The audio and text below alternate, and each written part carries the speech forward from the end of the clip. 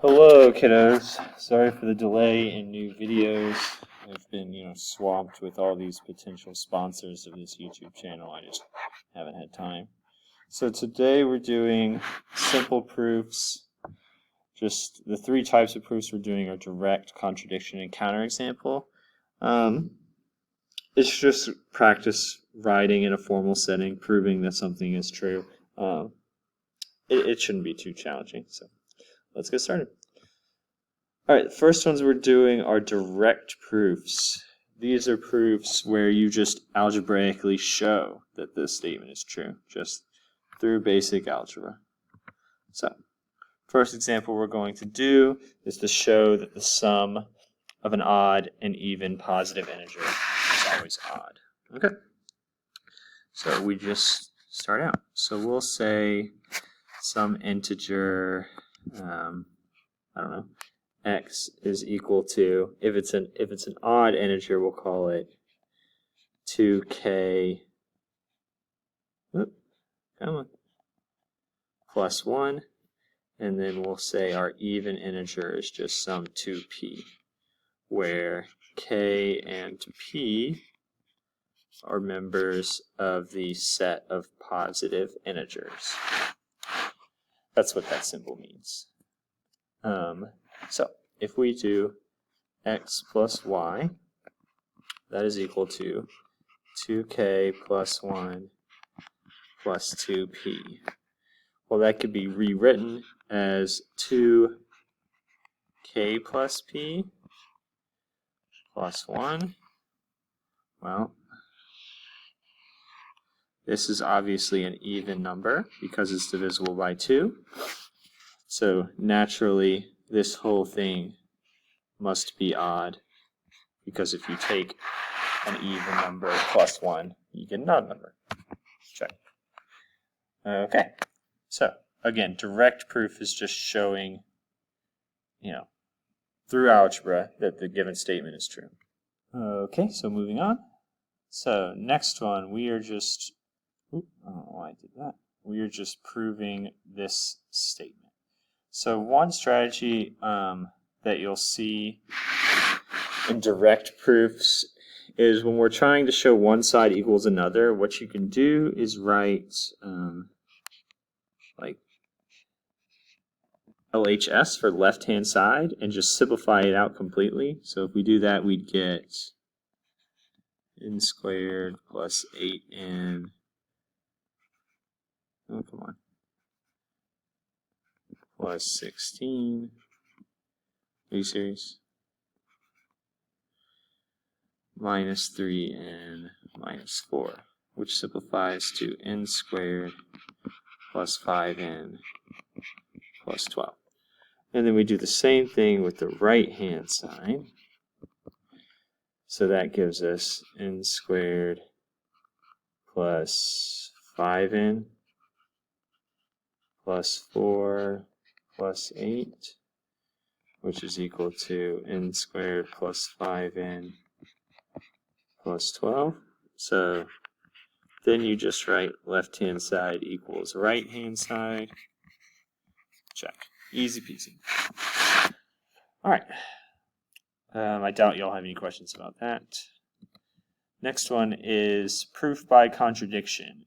That's when you take a given assumption and then just assume it's not true, and then do some algebra to prove, oh, that's not right.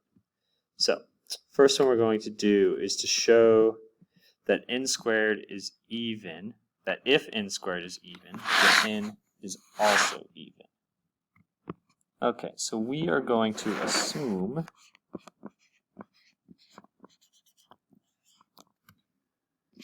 that n is odd. So, in this assumption, that means n has to equal some 2k plus 1, where k is some integer. That's what it means for something to be odd. So, if we take n and we square it, then that is equal to 2k plus 1 squared, which is equal to 4k squared plus 4k plus 1, which is equal to 2 times 2k squared plus 2k plus 1. And this has to be an integer because k is an integer. So we could rewrite this as 2p plus 1, where p is an integer. But that is odd.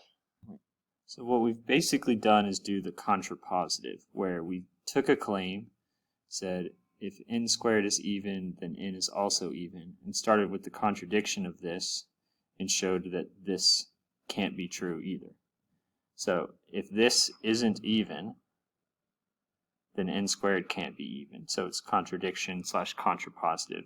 It's not the best example of contradiction. The next one is a better example. So let's do that one.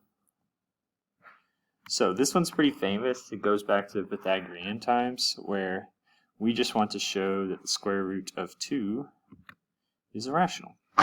So rational means that, let's remember what rational means. If the set of rationals is usually denoted by a q, and that's equal to something that, what letters do I want to do? Can be written as some p over q, where p and q are in the integers. So if you can write a number as a fraction of integers, then it's rational. So we want to show that the square root of 2 is irrational. So in order to show that it's irrational, we're going to assume that it is rational. So square root of 2 is equal to m over n, where m and n are integers. And a big thing in this assumption is that we chose the most simplified rational expression we could. So basically, m and n have no common factors. So that's implied in this assumption. So taking our original assumption, that gives us 2 is equal to m squared over n squared. And that means 2n squared is m squared. So this implies that m is an even number, which means m squared is equal to some 4k squared. So I'm going to substitute that into this statement right here. So 2n squared equals 4k squared, which means n squared is equal to 2k squared, which implies n is even. So n is even under this assumption.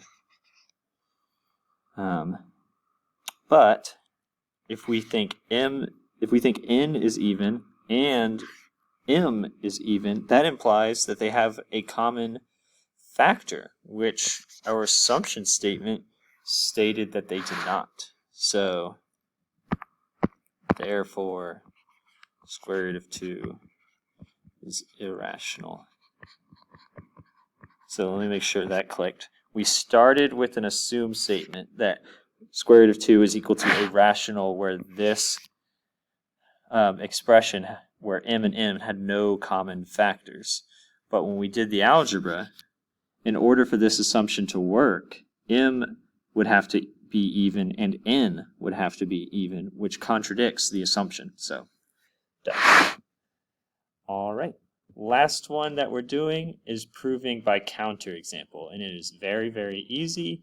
And I'm only doing one example because it's literally, you don't do any like true proving or deriving or anything like that. You just say, hey, this isn't true because of this example. So this one, if an integer is a multiple of 10 and 12, then it has to be a multiple of 120. So all we got to do is think of an example that disproves this. So what you could use you could use common factor tree and all that business, or you could just kind of think, what is a multiple of 10 and 12, but not 120? 60. So, nope, not true. So, that's it. Counterexample, you just come up with an example that disproves the hypothesis. All right, that's it for today. Pretty basic proof stuff. All right, hope you all are having a wonderful week. Miss you all. See you soon.